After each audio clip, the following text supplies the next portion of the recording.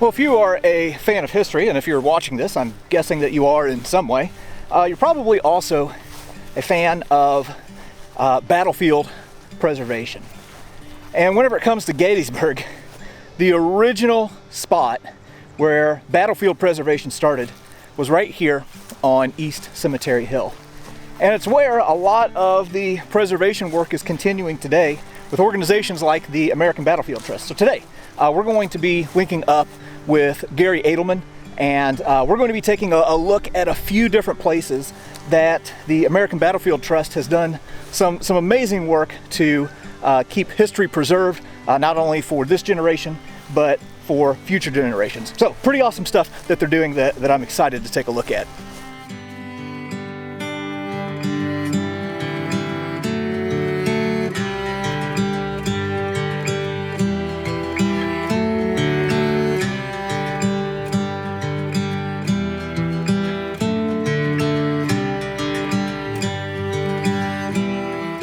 All right, here we are. We're standing on the Baltimore Pike, the main lifeline of the Union Army. We are about, 2 miles sort of southeast of Gettysburg. You'll see some traffic and that motorcycle cruising along the Baltimore Pike here. More than 1/3 of the Union Army arrived on this improved road. You need a road to get your reinforcements up, get your ammunition up, get your wounded away and things like that. But people don't pay a whole lot of attention to this part of the battlefield. Culp's Hill is, over in that direction there. So why do we pay attention? Well, the main reason is because this is home to Gettysburg's 4th Hill, what I call the 4th Hill. Powers Hill right over there, and if the sun's messing with you, you can just give it a quick look and we can get away. It was an important Union artillery position. See, if the Union's in the shape of a fish hook sort of, it's right here, okay? In other words, the cannons on Powers Hill can shoot off toward Culp's Hill, Lower Culp's Hill, and Spangler Spring there. And it was an important platform where the Union put 10, 12, maybe 14 guns over there. So they put those cannons over there, and then they put 2 more on a prominent knoll over here on the other side of this sort of mini golf course that I think we'll talk about pretty soon. These guns lent important support to the Union. Sometimes their shots dropped short to the point where there was friendly fire, which is anything but friendly when you're being hit with it. And one of the Union colonels actually sent back word, hey, you're shooting your own men, your shells are dropping in here. It kept happening. He sent an orderly over there and threatened the battery commander, if one more shell drops among my regiment, I'm going to turn my regiment around and capture your cannons.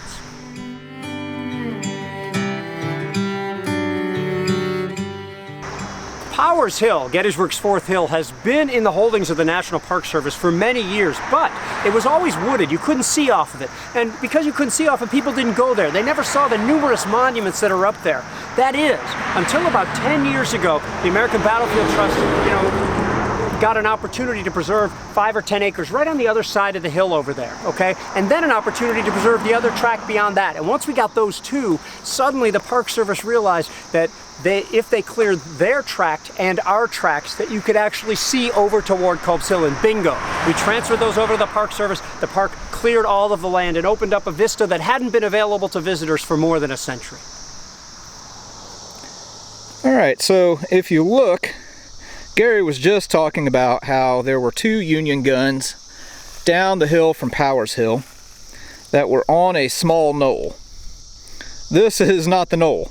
This is a mini golf course that was placed here some years ago and served families and tourists. I like mini golf. I have nothing against it, but the American Battlefield Trust ended up purchasing this property and are in the process of getting this restored back to as close to the 1863 state as what they can.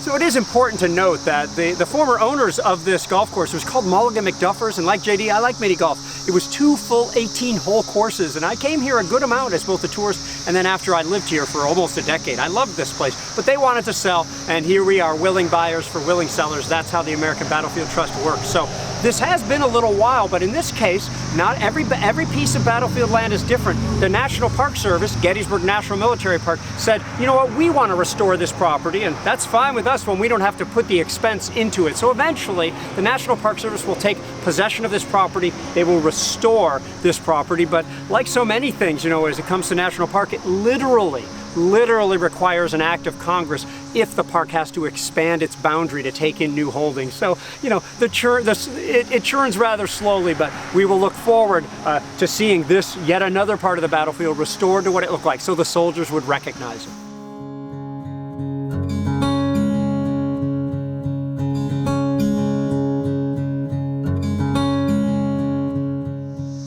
So as I'm walking around here, I want to be careful that I'm not sounding critical of the people that had this mini golf course. I actually know the family who ran this place, and they're wonderful people and love history. Here's one thing that Gary was telling me, is that in the 1930s, this wasn't a mini golf course. It was actually a junkyard that had all kinds of just old cars and trash and everything like that.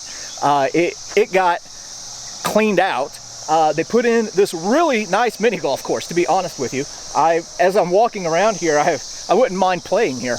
Well, then they sold the land to the American Battlefield Trust, and now it's kind of going through this natural cycle where it's going to revert back to its natural state. So anyway, it's cool, and I'm glad to see the stages of progression to get it back to the way it was. So I'm just kind of walking around here looking at some of these old courses here, and man, there was a lot of effort that was put into building this mini golf course. One thing that hasn't been mentioned yet is that, you know, the American Battlefield Trust, the things that are probably the most visible that they do have to do with battlefield preservation, also education. They have all kinds of great educational resources, but there's also an ecological value that they are bringing to the table as well. So I've always been an outdoorsman, kind of grew up hunting and fishing, and whenever the American Battlefield Trust is taking over a place, well, they're bringing it back to its natural state, which is good for deer and turkeys and rabbits and flora and fauna and all kinds of different wildlife. So not only do we have the historical value to what they're doing, but we have ecological value as well.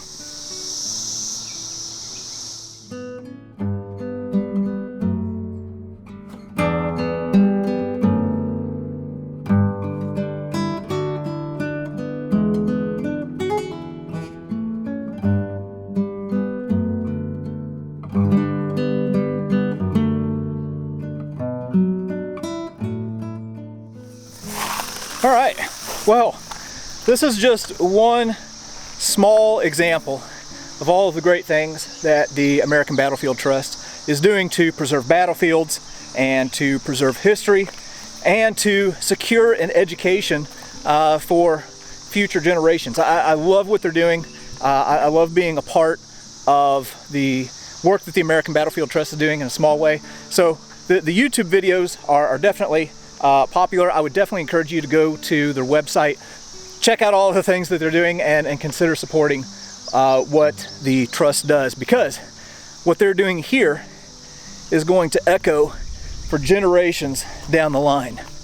Really glad we came out here. This was interesting. All right, off to the next place.